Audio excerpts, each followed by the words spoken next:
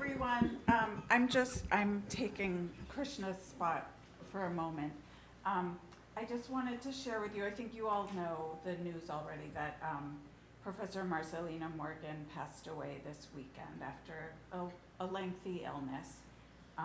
One can't prepare for things like this, but we are in the house that she built, as you know, and I think you all will have seen that it will be renamed in her honor, and that was already in process, actually, before she passed. So this will be the Marcelina H. Morgan Hip-Hop Archive and Research Institute. We're doing that without too much fanfare right now. I don't know if there will be a ceremony at some point to announce that in a larger scale. But I thought that since we are in the house that she built every week, and this has become such a special place for this program, I thought that we could all have a moment of silence before we get started today. So thank you.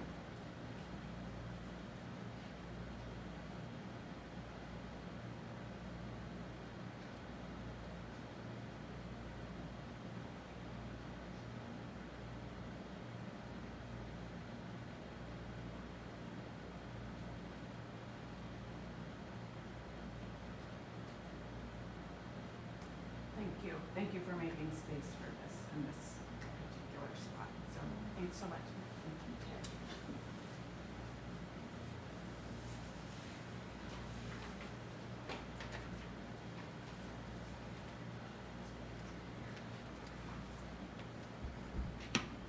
Okay, so a little bit of a transition here. An appropriate transition. Yes. So, it is my pleasure to introduce Ted Widmer at today's Fellows Colloquium. He will speak to us about a project that one can say began nearly 3 3 decades ago when he held a fellowship here at the Du Bois Institute during the academic year 1996, 1997, or 1997, 1998, right? I think it was 96 to 7. Okay. And historian, political advisor, and musician Ted Widmer writes widely on history, politics, and their intersections. Currently, he's Distinguished Lecturer and Director of Humanities Lab at Macaulay Honors College at City University of New York. Previously, he served as the director of the Andrew Carnegie Fellowship Program and as senior advisor to the president of the Carnegie Corporation and as director of the John W. Luge Center at the Library of Congress.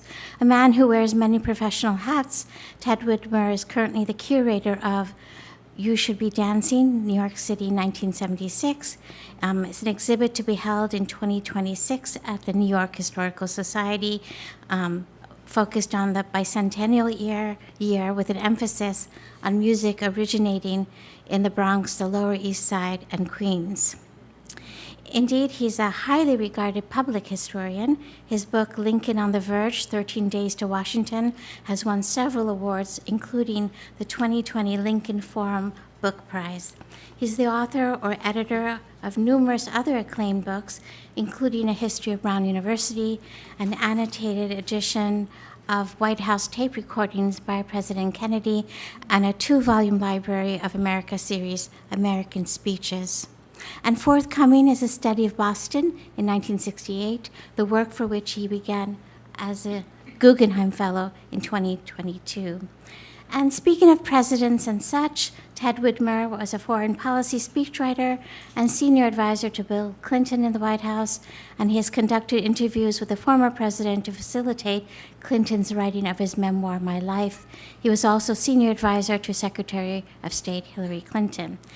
And in the last year of the Biden presidency, in 2024, he was a senior advisor to Secretary of State Antony Blinken. And for the sake of time, I'm going to skip over all the other significant positions and roles he's held and conclude here. Please welcome Ted Widmer.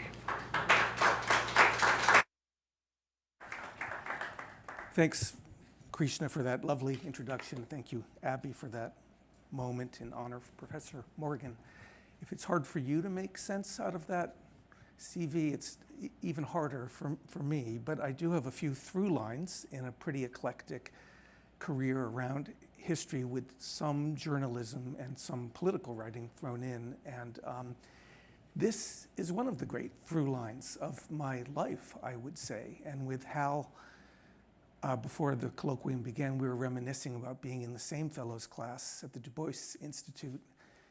I wasn't going to say what year it was, but since you did, not quite 30 decades ago, but almost 3.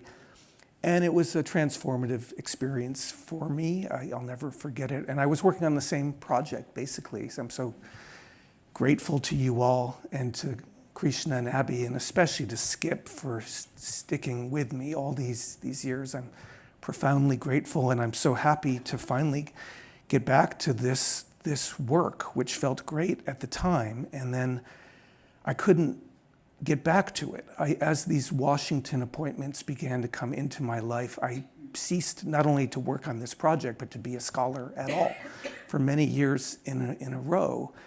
And then when I found a slot to come back into, it was usually as a harried administrator of a fellows program. So I can relate to what the two of you do for us all day long. And as a director of several fellows programs, I could never do my own research. So this is the first year in a very long time I can get back to it. And as I'm thinking about what research was even like back in the mid to late 1990s, it was basically pre-internet. The internet existed, barely. I wasn't on it, that's for sure. I was just reading a lot of old books, and Harvard has lots of them. And they're spread around many, many libraries. And the foundation for version 2.0 of this project is still my old notebooks, which I bought at Bob Slate around the corner. And they held up well. It's a good technology, the Bob Slate notebook. So my project was about a kind of a conundrum that I was trying to solve or shed some light on.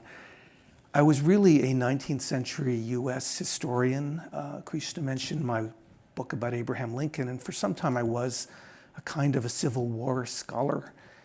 And 15 years ago, some of you may have seen in the New York Times for a pretty long time, about 5 years, there was an online series called Disunion about the Civil War, and I was very involved with that.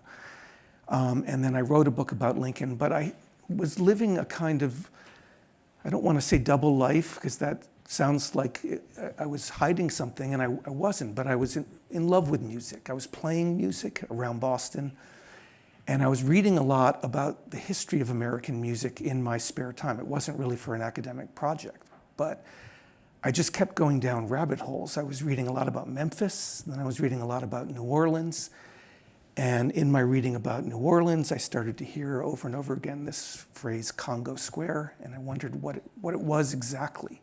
It seemed to be more an idea than a known place, and you couldn't hear the music that was generated there. So my project was to throw light onto these mysteries, and we all know, I don't think there's any doubt, that African American music has been one of America's great contributions to the culture of the world. I don't think that's in dispute.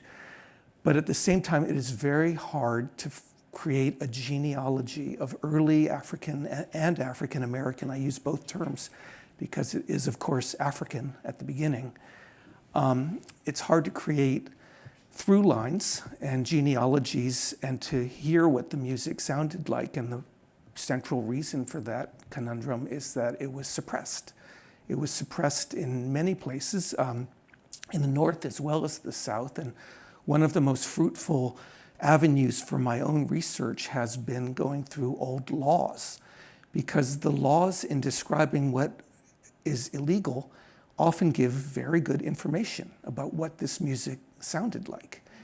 A law might say, and I'll get to this, this began with a pretty specific topic, which is the Stono Rebellion in South Carolina in 1739. And immediately in 1740, you see a very specific law passed by South Carolina against the beating of drums and playing of other, I'll show that slide soon. And inside my project was this fascination with what drums meant to people. And I'm going to start with this very important drum, which is on the beautiful poster designed by Justin, whom I have yet to meet, but I want to thank him for this. I can't wait to print it and put it up in my office. I've temporarily lost my clicker. Does anyone, I think I can do it maybe this way. Nope.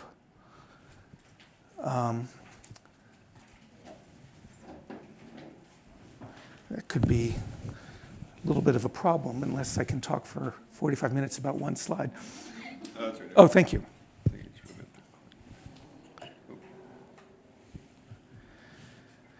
So this is an extraordinary survival. I think that's the right word. It's an Akan drum held by the British Museum, created around 1730. Here's an official description of the drum. Some crucial details. One of the forms of wood, there are several, is Cordia africana, which is found in West Africa. The wood pegs are made of Baphia nitida, which is found in Central Africa. But the drum head is made of animal skin, deer or antelope, that is almost certainly from North America. So this object is literally African and American at the same time. And the British Museum calls it its oldest African-American artifact, and it speculates that it may be the oldest African-American artifact in existence. It's an interesting question, and if we find something earlier, that's great. That's just more knowledge. It's becoming more famous. They're beginning to realize how special it is. There's an excellent podcast with a long interview with Anthony Appiah, which I highly recommend, with sounds. But it took them a long time to know what they had. Until 1906, they thought it was an indigenous musical instrument.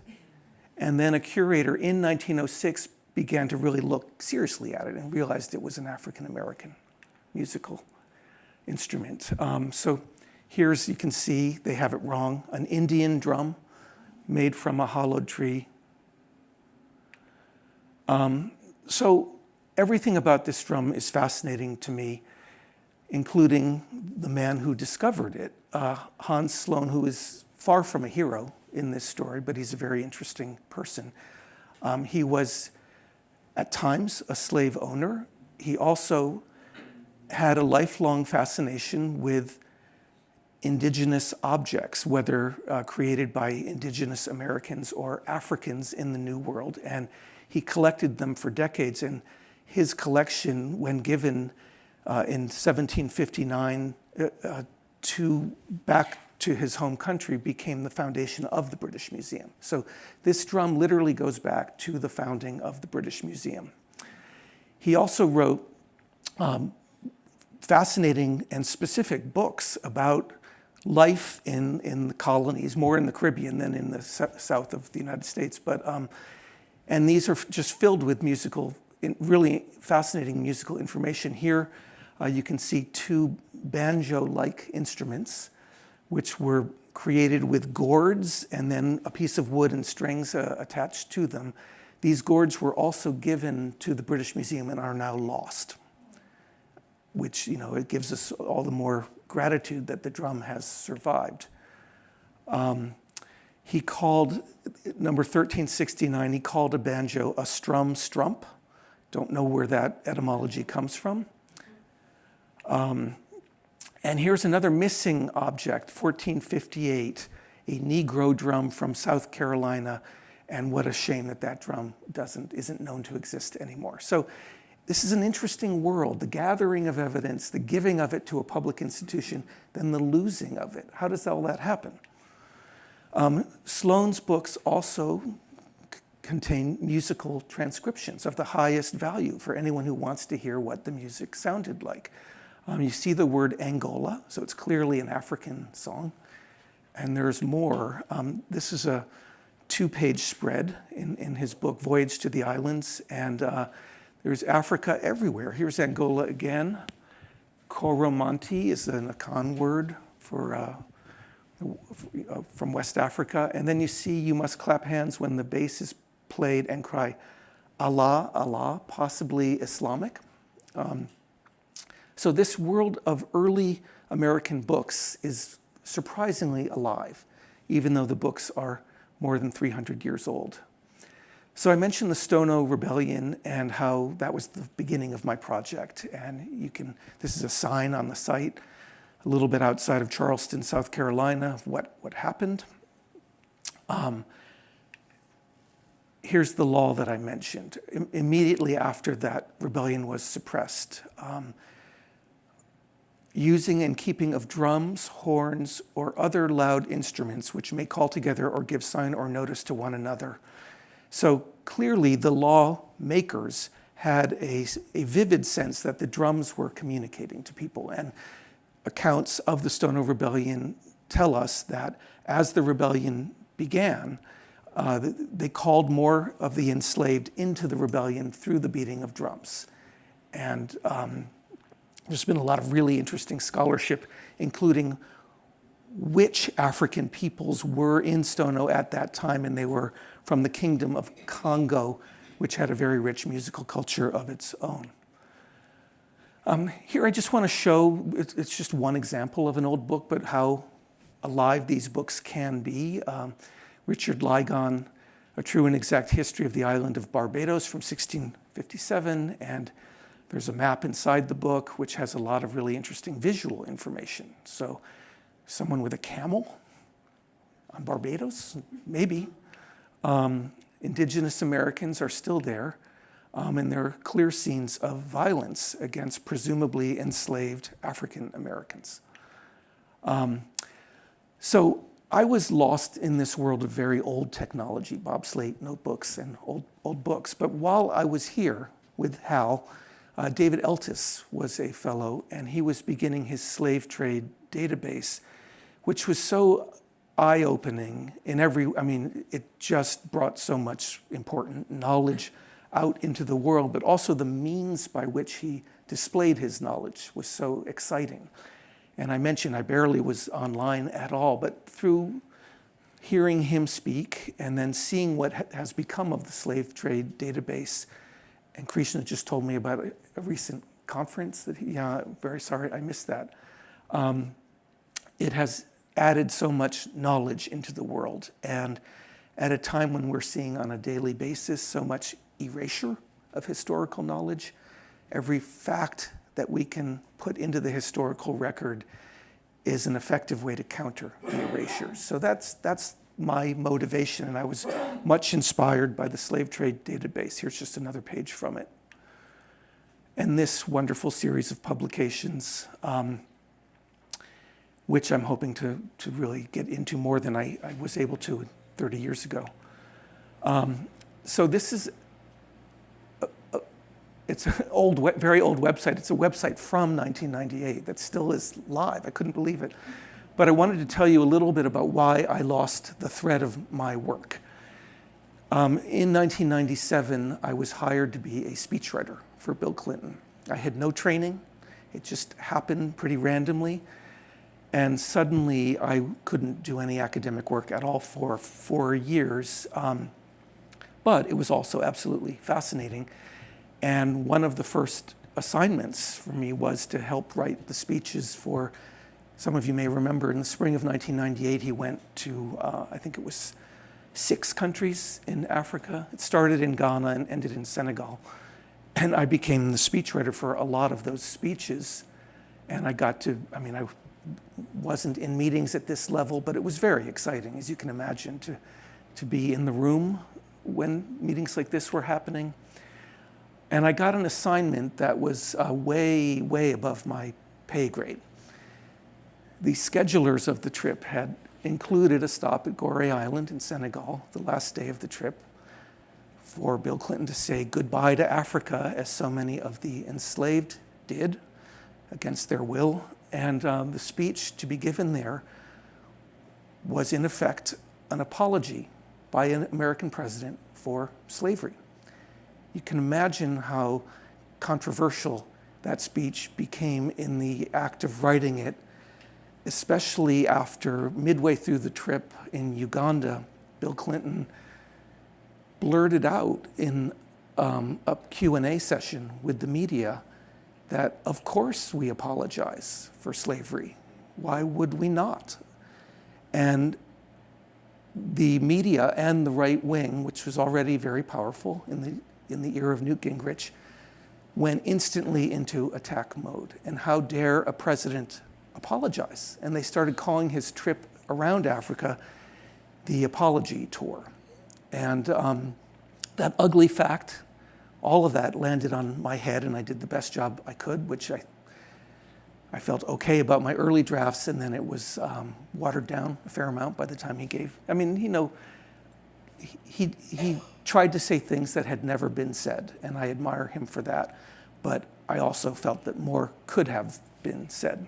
And we're seeing 30 years later a regression to places well before where we were in 1998 in our ability to even talk about the fact that slavery happened. So it felt a little connected to my research here, but I wasn't doing scholarly work. It just was something that happened. I mentioned being an administrator of fellows programs, and this was a job I had for 6 years at Brown University, a wonderful library dedicated to early American history, filled with exactly the kinds of books I wanted to be reading, descriptions of the Caribbean and Central America and South America and the South.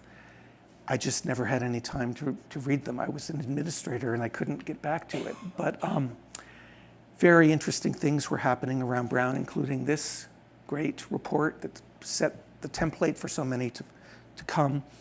And I got really interested in Haiti, which had been in my original research, but it was just one of many countries, but I began to really focus on Haiti, especially after the terrible earthquake of 2011.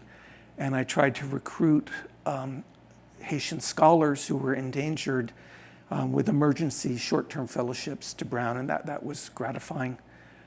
We started a project to raise money for the libraries in Haiti, many of which were in danger of falling down. So that was an exciting time, but it still wasn't real research. But the Haitian Revolution, I began to think a lot about, and I have continued to think a lot about it, because I thought if the theory made clear by the Stono Rebellion could be applied to other rebellions and revolutions, there must be music making inside of the Haitian Revolution. And in early research, I have found that it's absolutely true that drums were being played in the background of many of the central battles of the Haitian Revolution, and there were rival leaders of both sides. I mean, it's a very complicated revolution, but the leading African/African-American revolutionaries had private orchestras that they would bring around with them as symbols of their power, almost like a traveling court that would follow a king in the Middle Ages. This is a very interesting scene, by the way, of us in the middle of the Haitian Revolution. Some people have broken into a theater company, and they've pulled out all the costumes. It's almost like Halloween. And they are in a revolution, but they're also dressing up in French theatrical costumes while doing it. So the deeper I get into this, the more fascinating it becomes. The leading revolutionary who defeats the French is Toussaint Louverture, and we owe him a great debt. All Americans do, because by defeating the French in Haiti, he caused enough of a headache to Napoleon Bonaparte to sell us the middle third of the United States, the Louisiana Purchase. Sorry, this is out of sequence, but I wrote a piece a few years ago about, it was a theory that France helped us win the American Revolution. We could not have won it without French military and financial aid, because of our nearness to their very lucrative sugar colony of Saint-Domingue. Not the greatest reason for them to help us, but it is the reason I believe that they did. They certainly weren't very excited about democracy and freedom and anti-monarchical thinking. So I can make this available if anyone wants to read it. There has been other very important journalism. The Times in 2022 did a deep historical dive into the financing of after France lost Haiti, it imposed a crippling fine on the people who were now running Haiti. And that more or less guaranteed that Haiti could never rise out of economic dependence on the West. I'm trying to get back to Toussaint, but this is a book published by someone who was living in Haiti, one of the best, most specific descriptions of black music making in the period. Finally, the Louisiana Purchase, I think, should be attributed as much to Toussaint Louverture as Napoleon and Thomas Jefferson. This is the actual purchase, which is held in a library in Paris, but it gave us everything from Louisiana up to Montana and Wyoming.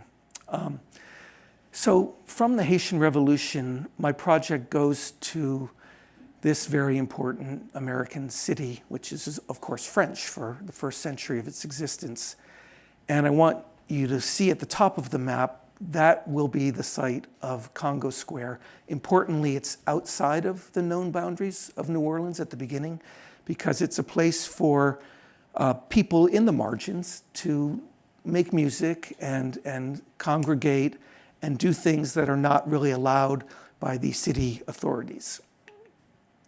I was helped even 30 years ago when I started to do this research by the groundbreaking work in Black history by Gwendolyn Midlow Hall, who went deeply into African origins of the peoples coming into Louisiana and argued that with their Senegambian heritage, they were quite different from African Americans in other parts of the United States. And I think, there's It's not all that great a distance from Skip's very exciting work around genealogy and what Gwendolyn Midlow Hall, whom I met once, she's no longer with us, but this was a great inspiration to me.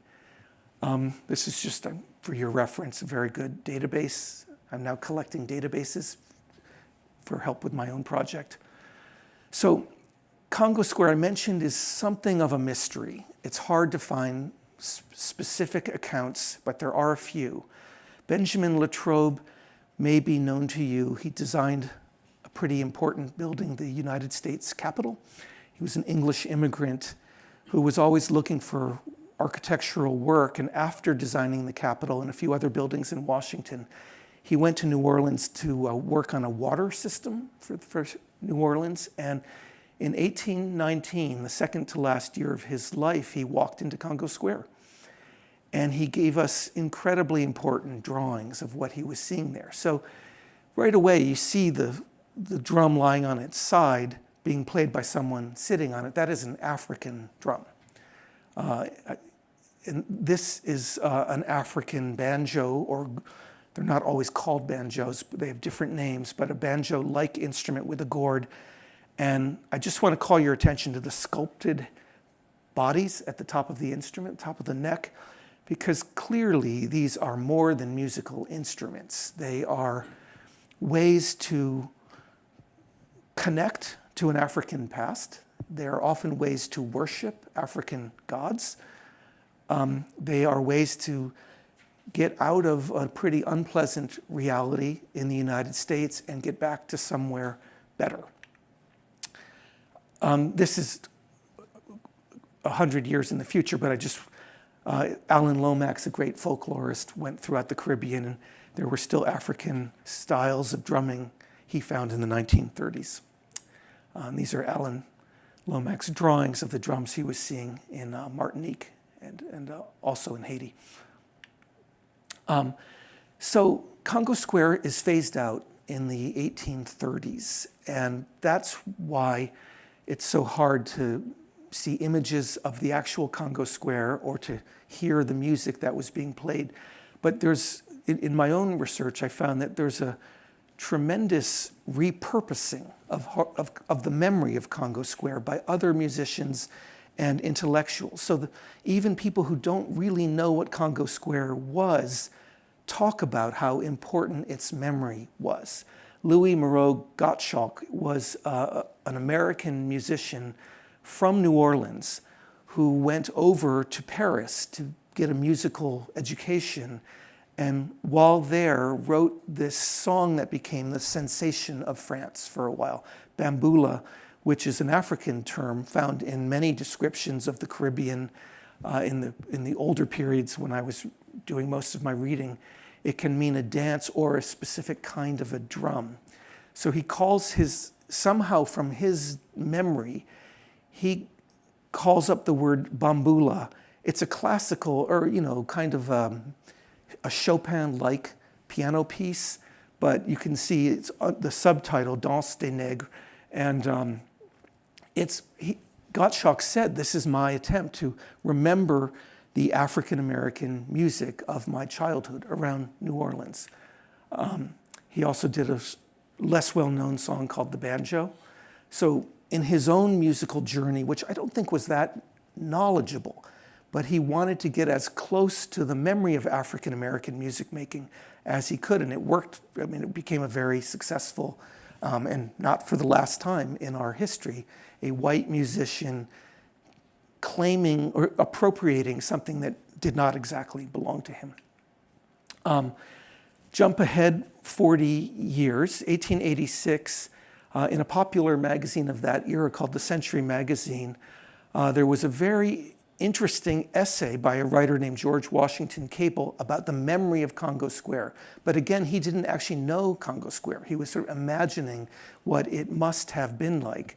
And then there are these extremely African drawings by an artist named E.W. Kemble, which give a pretty vivid, I'm not going to say they're wrong or right, I don't know, but give a pretty vivid and very African idea of what someone in 1886 wanted Congo Square to look like. for a new magazine piece. Here's another illustration from the same article. This is a rare photograph of the site of Congo Square, but 5 years after that article, but an African-American woman wearing a head covering called a tigeon, I think it's called. So just fascinating for some evidence of African survivals in New Orleans. And I'm now going to try to wrap it up pretty soon because I promised Krishna 45 minutes. This is, so now we're well into the 20th century, just skipped about 50 years. And this small building called J&M Recording Studio in New Orleans, about a block from the site of the original Congo Square, was the place where a lot of really important music was written and recorded.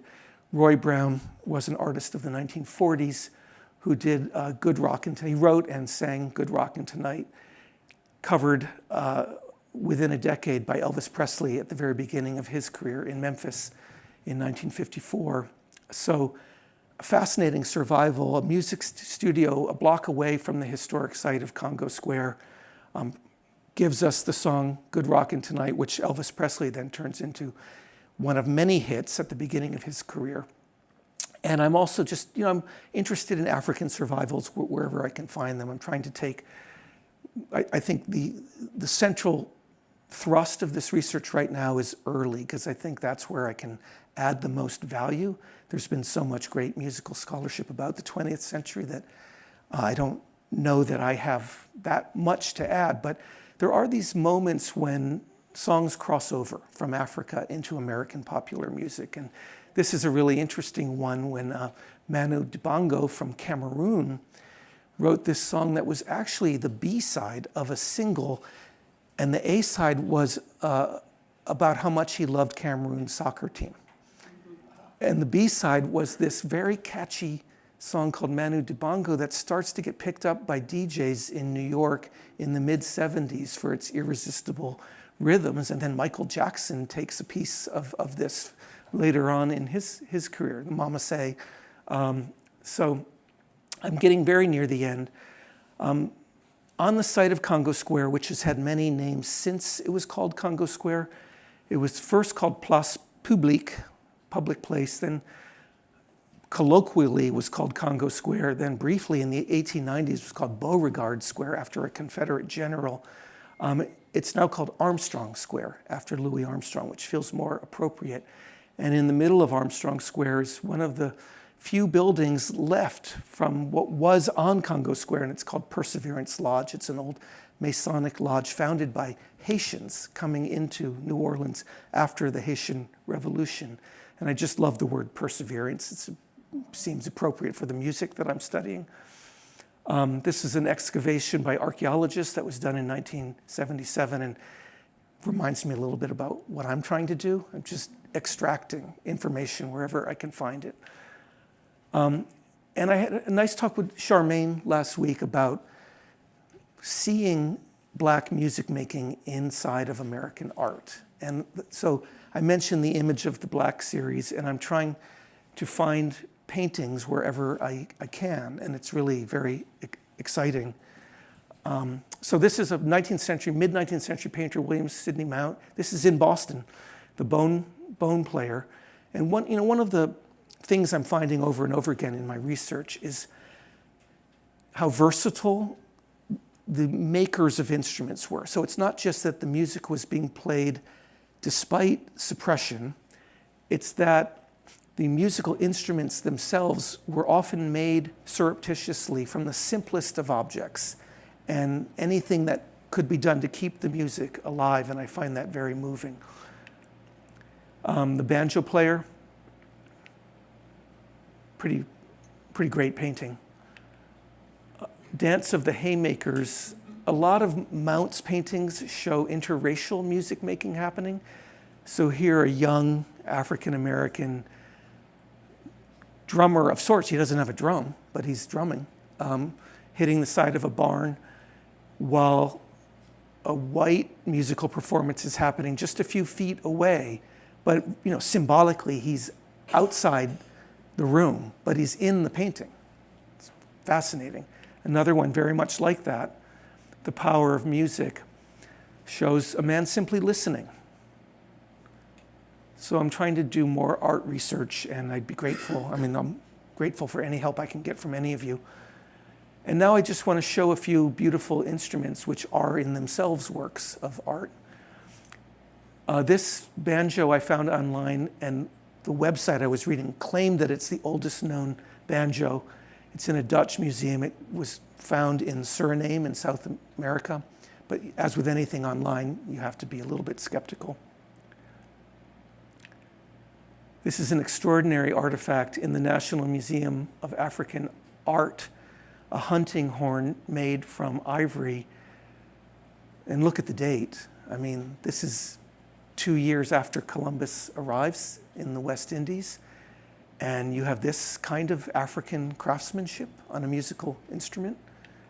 Here's a close-up.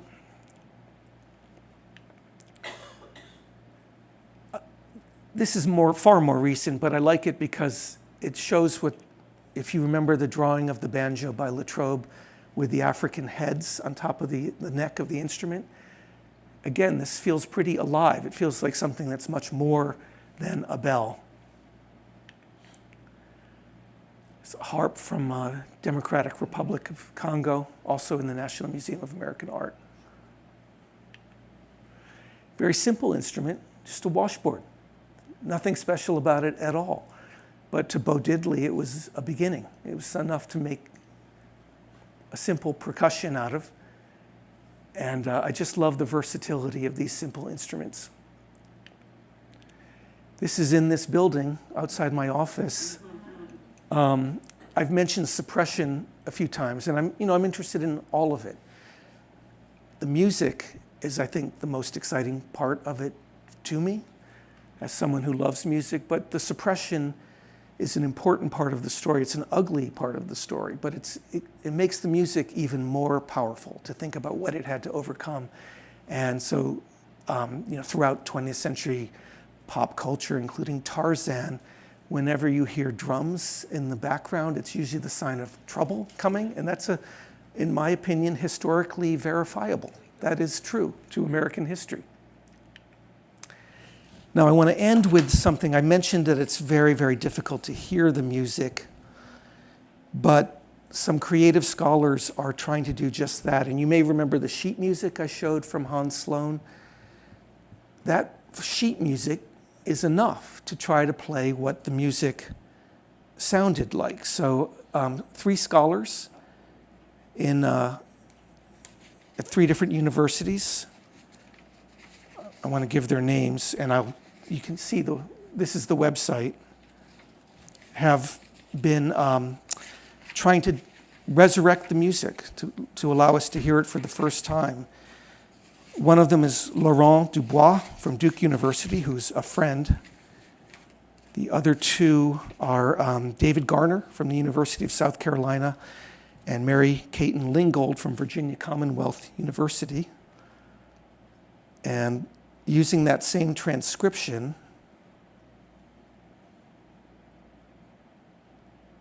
they played the song Angola. And I'll end with this.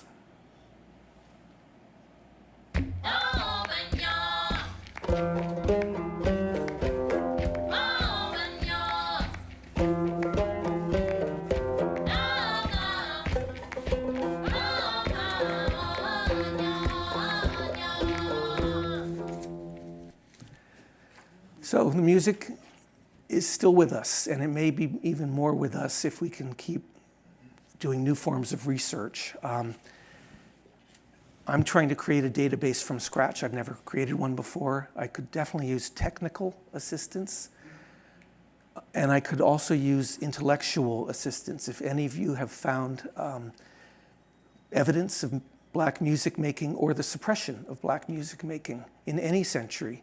And I'm grateful to Rodney for telling me about a form of music I knew absolutely nothing about called bounce, kind of hip hop coming out of New Orleans now.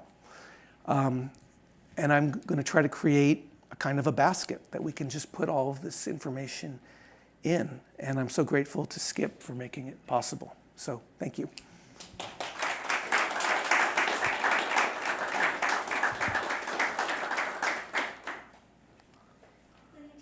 Absolutely.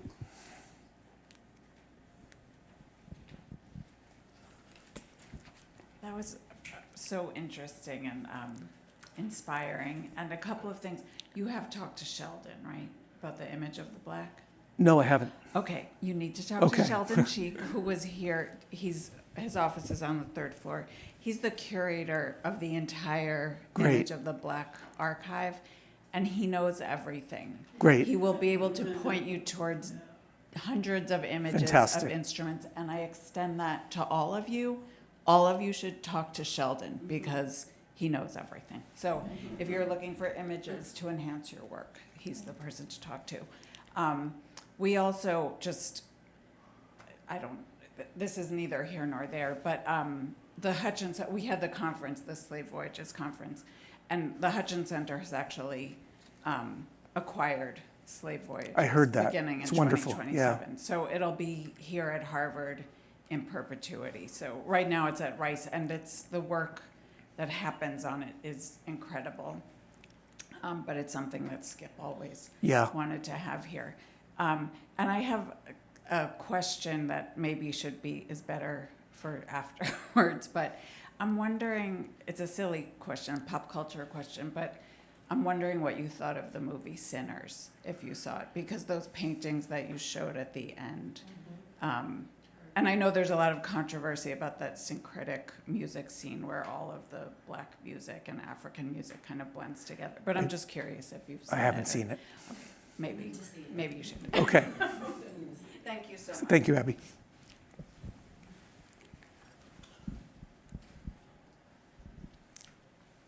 Again, thank you so much for that presentation. I was also thinking about Sinners, but my question is not contingent on you having seen the film. And I was mostly wondering, because the Sinners reference came up to me as well, and also because you showed the Hutchins Center poster, how you're thinking about representing, I guess, like audio-visual elements in the database, and also to what extent you're looking at film representations of early music, and whether or not you're seeing certain patterns that are also incorporating visual, I guess, more like moving picture, Yeah, as opposed to great. simply just paintings. It's a great and things question. like that. I don't have a lot of information to give you yet. I do hope, I hope this database takes off and makes a difference and involves lots of people contributing. I forgot to say, this was all going to be a book when I was here in 1996 to 7. I even had a catchy title. I was very proud of it. I worked hard on it. African Drums and Their Repercussions. And and then I was unable to write that book, partly because I kept going into jobs outside of the academy. But you can probably tell already just from this talk that I was interested in too many things to write a book with a single narrative. And a couple years ago, I figured out all I have to do is stop calling it a book and call it a database.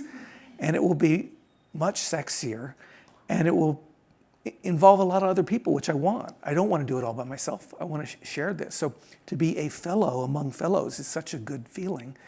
And I think my private contribution will be, I read hundreds of those early books, I just slogged through them and took very careful notes. So I have a lot of information just to type in somewhere, but I need help from people who know film and 20th century and 21st century music much better than I do. A couple things I thought of when you were talking is there is good folkloric movie making and sound recordings going back to about the 30s. I showed a slide of Alan Lomax, who was this remarkable guy who went through the American South and the Caribbean, recording a lot of great African American music of different kinds. And he did movies too. So they're sort of simple movies, but they're good. I think we could find a lot in Hollywood, in both sensitive movies and also outrageously simplistic ones that give stereotypes, but all of it is interesting.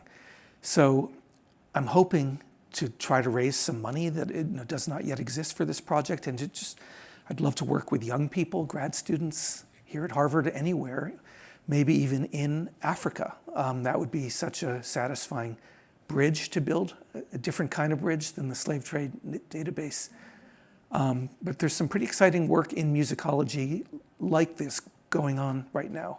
So if you know more than I do, which I'm sure you do, about what movies to think about, I'd love to talk. Thanks. Hi, Ted. So it's more of like a footnote comment, but there is a PBS series called Soundtrack of a Revolution, and it's on Disco. It's a 4-part series. It's a fantastic series that does get at this sample from the African musician that you showed. But it's because it's a 4-part series, it talks about Black and queer spaces that were playing disco music and the way this song sort of makes it into radio stations, et cetera. But then there's I think part 4, it talks about sort of, I guess, the sort of rise of like conservative shock jocks who really mounted an effort to kill disco off, essentially. Right. So that's just like a footnote sort of commentary for folks who are interested in having a better sense of how that song becomes a part of like the disco ethos. Thank you. It's a great point. And I know of that series. I haven't seen it. I've been sort of voluntarily shutting myself off of TV and even newspapers because I'm so depressed all the time. But I know about that because, as Krishna said, I'm curating an exhibit next year about all of the music in New York City in 1976, which is a lot of music, and disco's a big part of that. And you're absolutely right. There are some very important LGBT clubs where disco's kind of simmering, and then it gets picked up by other cultures. And I heard about that, but I was unable to access it. I looked a few weeks ago, and I think because WGBH, like everything else of value in this country, has had its funding cut from the federal government. So there's a paywall and I just didn't go through the paywall, but I'll try to find it. So thank you. Hi, thanks so much. And I probably will have like a whole bunch of rambly thoughts in this statement because I am an ethnomusicologist. So I'm kind of thinking about, well, first of all, I should say to everyone that in terms of sinners, Ingrid Monson, who is retired and also my advisor, was one of the consultants for the music.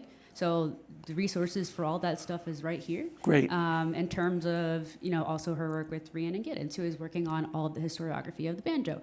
So I guess I'm kind of wondering, to comment further, how much context is going into this database, because you mentioned Haiti and dancing the slaves, and that's where the dichotomy of segregation as well as Jim Crow began to form.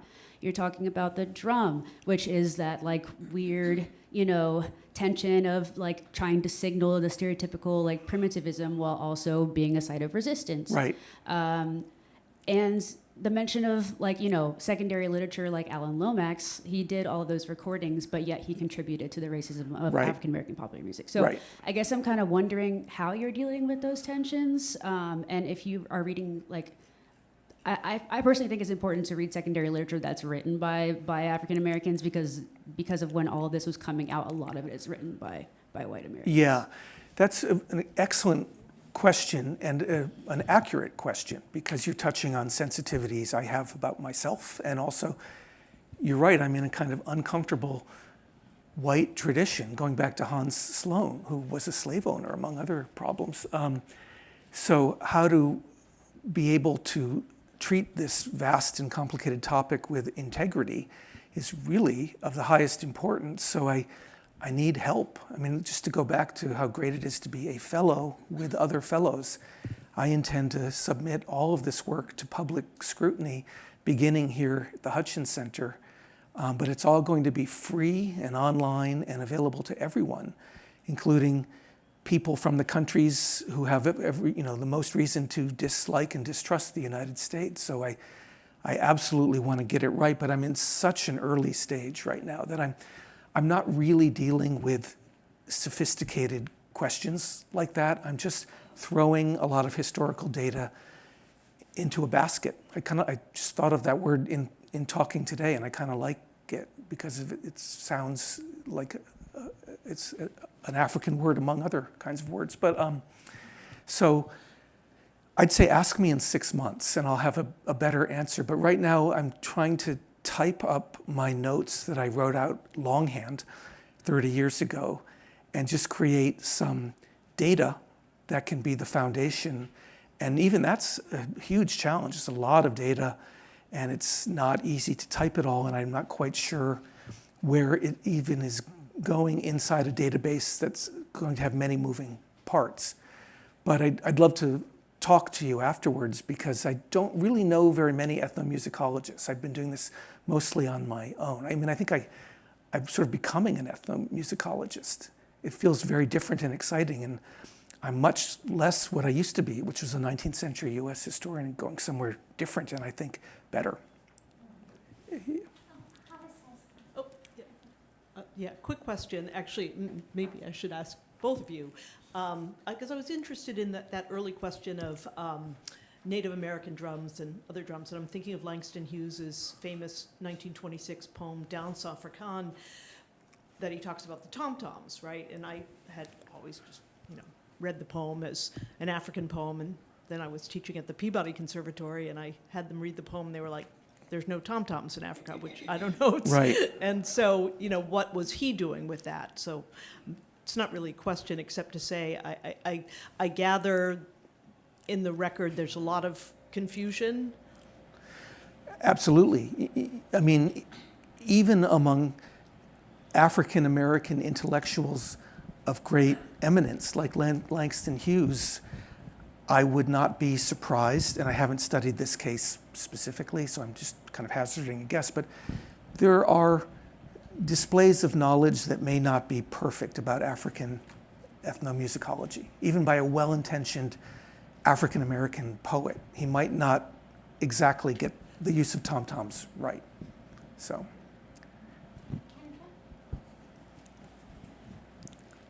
Thank you so much. Yeah, I mean, I guess I had two thoughts / questions. One is about the nature of database projects themselves, right? So I say this admittedly as someone who does a lot of work for a project called 10 Million Names, which Skip is also involved in, where we're collecting the names of the 10 million people who were enslaved in the land that became the U.S. between the 1520s and the 1860s. So I'm happy to talk about. Great. But what I wanted to point out is that one of the problems, challenges, provocations, is that it can give the appearance of a comprehensiveness, right? And also these really,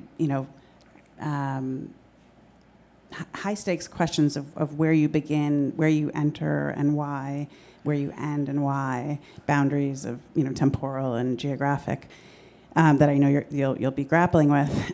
But one of those questions that comes to mind with that context is private or approaching private versus public forms of musical expression. I work a lot with what Du Bois called the sorrow songs or spirituals in the context of the book I'm finishing as a fellow this year on African American family history.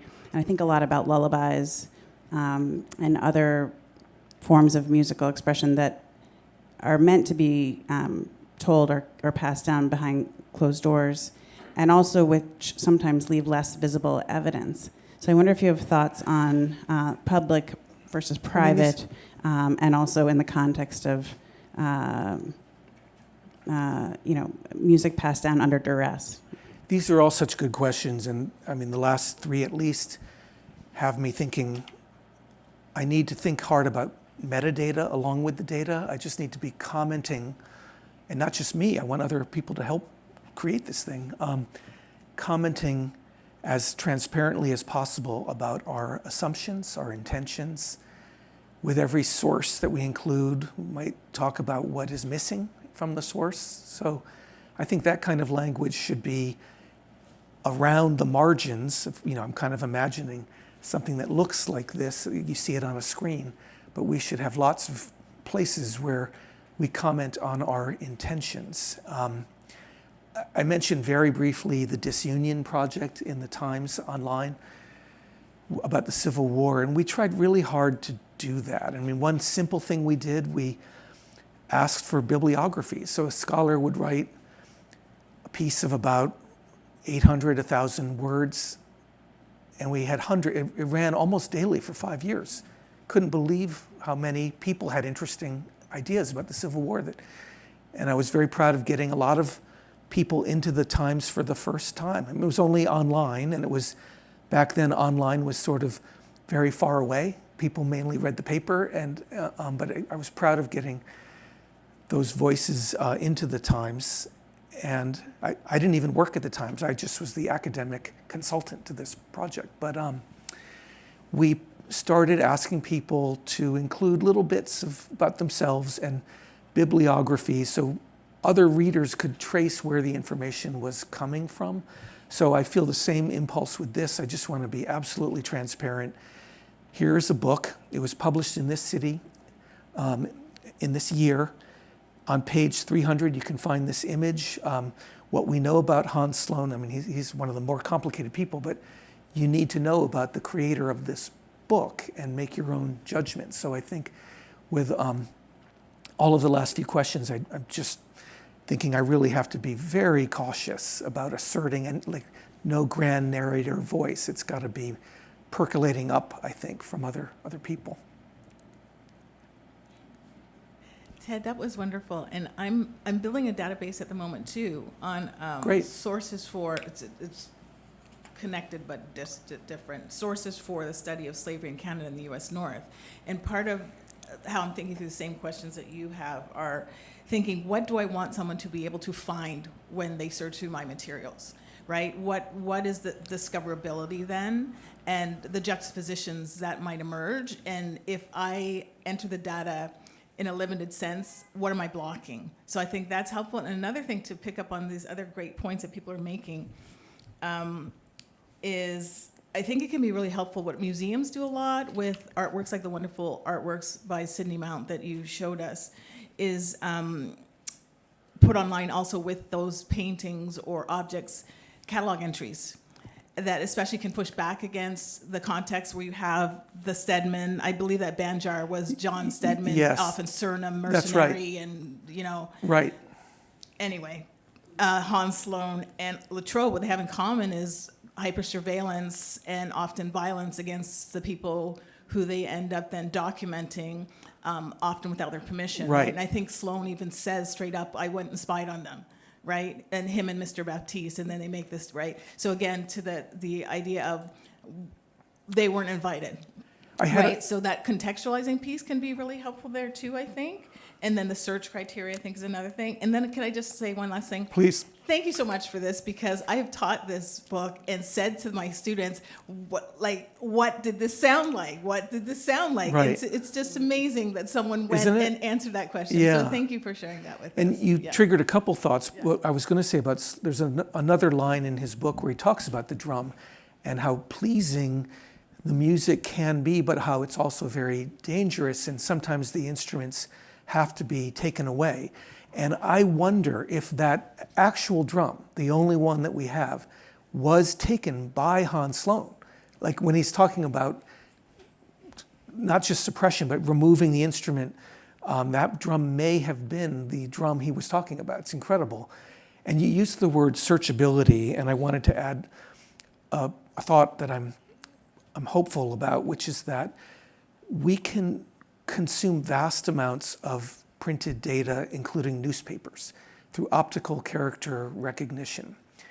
And that means, and this is happening very fast, Library of Congress, and other places, we can start gobbling up or searching through every issue of a New Orleans newspaper from 1810 to 1820 and put in search terms like Congo and dance and bambula. And I think that's going to yield some pretty significant rewards. So I like the data. I'm just trying to find things and then make them available and let everyone else sift through it and make up of it what they will. But that could be a real goldmine, optical character recognition. Yeah, I want to add on. I love the comment about the difference between public and private, and I wanted to bring up just the image of the musician that we often find is often kind of dominated by like the musician, one who produces for public consumption. Right. And one of my favorite images is Henry Oswald Tanner's The Banjo Lesson. It's an oil painting, I believe, from, I think, 1839. Thank you. And it's from within a domestic, like a humble domestic setting between an older black man and a young child, presumably his grandson. It's and great. for me, that's like an integral part when we're thinking about music, and especially like black sound practices. You know, thinking of those like the intergenerational through line, but also the things that are going on and happening, like not for the public. Right. You know, oftentimes the public, the culmination, the apex of the creative event is just kind of, you know, the music making, but there's so much that's happening to get to that point. Thank you. That's a great point. And I hear you about the public-private, which, I mean, comes from another question too. But yeah, that's really important. I mean, music is complicated. It's a very private thing. You might hum something to yourself to feel better, or you might just be playing an instrument trying to write a song. It's the most private thing. And then you're on a stage performing it, and sometimes over and over again. So, and I can't wait to look up that painting. Okay, thank you.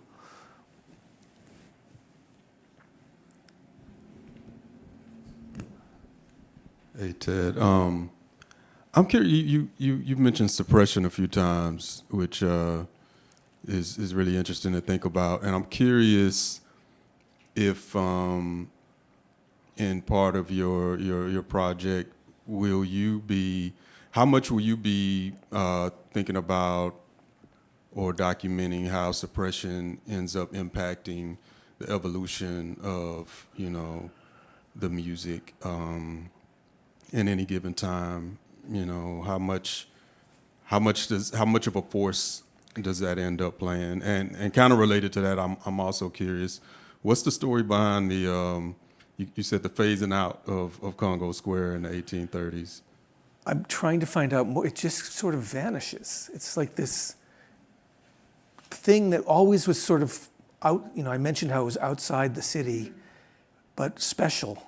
And because of Latrobe, we know what some of the instruments looked like, but there aren't that many accounts of what it was like when it was really going. And then city officials, I want to say 1830s, I don't have a specific year, but they just decide the city has to grow. It's growing into that space, which becomes the Treme neighborhood of New Orleans.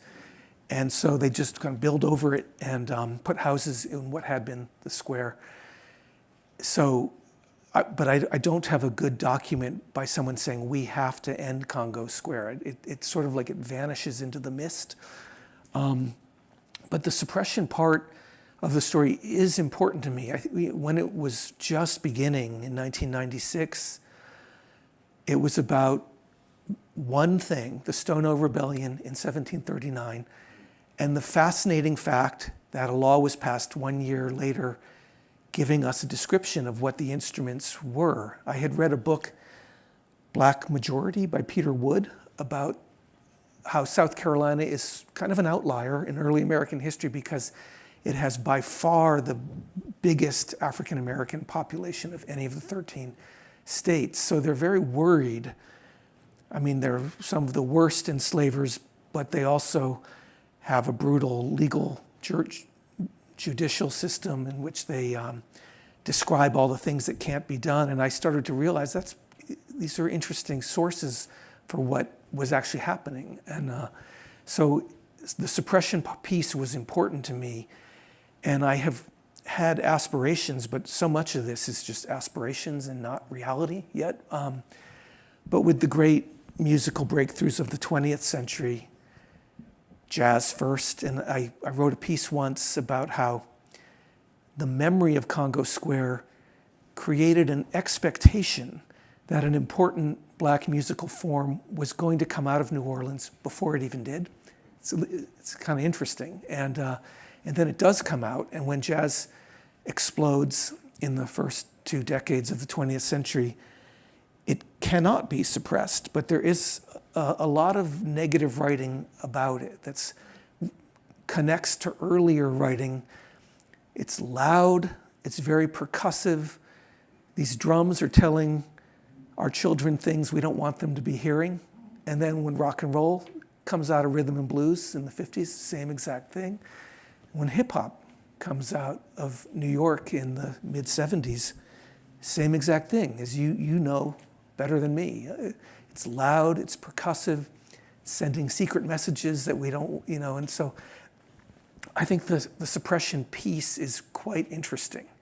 And from my way of looking, it makes the music all the more powerful, that it survived. I mean, I've been using that word survival, and it survived something very ferocious designed to quiet the music, and the music could not be quieted.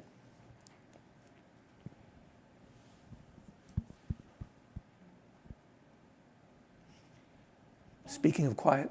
We're glad you returned to us after Thank you, Krishna. Thank you very much. Thank you.